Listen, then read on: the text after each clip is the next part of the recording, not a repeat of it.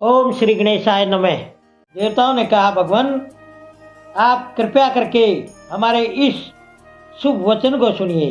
शंकर, आप कामदेव की करतूत पर अच्छी तरह विचार कीजिए।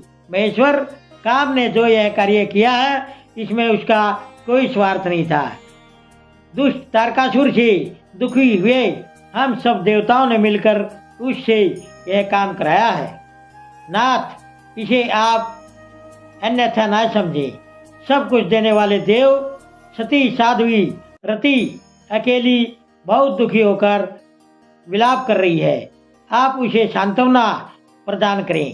शंकर, यदि इस क्रोध के द्वारा आपने कामदेव को मार डाला तो हम यही समझेंगे कि आप देवताओं सहित सभी प्राणियों का अभी संहार कर डालना चाहते हैं।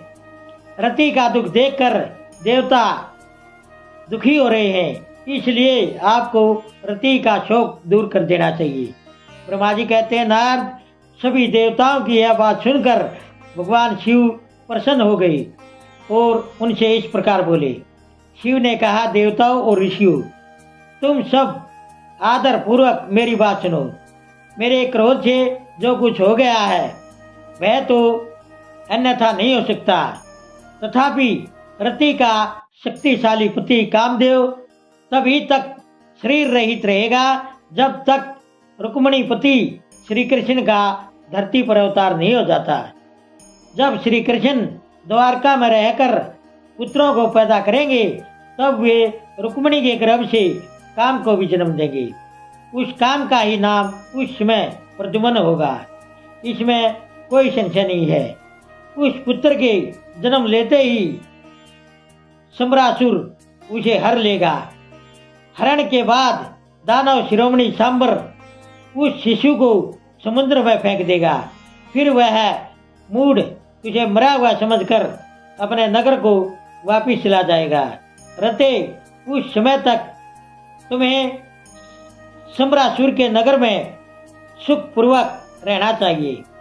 वहीं तुम्हें अपने पति प्रद्युम्न की प्राप्ति होगी। वहां तुमसे मिलकर काम युद्ध में सम्रासुर का वध करेगा और सुखी होगा।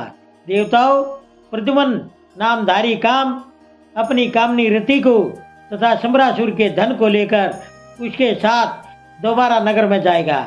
मेरा यह कहना सर्वथा सत्य होगा। ब्रह्मा जी कहते हैं, नारद, भगवान शिव की यह बात सुनकर देवताओं के मन में कुछ खुशी हुई और वे उन्हें नमस्कार करके दोनों हाथ जोड़ बोले। देवताओं ने कहा, देवदेव महादेव प्रभु, आप कामदेव को जल्दी जीवन दान दें तथा रति के प्राणों की रक्षा करें। देवताओं की यह बात सुनकर सबके स्वामी परमेश्वर शिव दोबारा प्रसन्न होकर बोले, देवताओं, मैं बहुत खुश हूँ। मैं काम को सबके हृदय में जीवित कर दूंगा। वह सदा मेरा गण होकर विहार करेगा। अब अपने स्थान को जाओ, मैं तुम्हारे दुख का नाश करूंगा।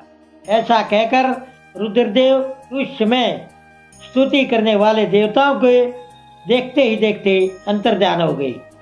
देवताओं का दुख दूर हो गया और वे सब के सब खुश हो गए। मुने, उसके बाद रुद्र की बात पर भरोसा करके स्थिर रहने वाले देवता रति को उनकी कही हुई बात सुनाकर आश्वासन दे अपने अपने स्थान को चले गए। मुनीश्वर, काम पत्नी रति शिव के बताए हुए संबर नगर को चली गई तथा रुद्रदेव ने जो समय बताया था उसकी प्रतीक्षा करने लगी। ओम नमः शिवाय। दोस्तों, सभी तरह की धार्मिक वीडियो देखने के लिए बने रहिए हमारे YouTube चैनल धार्मिक वाणी पर। धन्यवाद।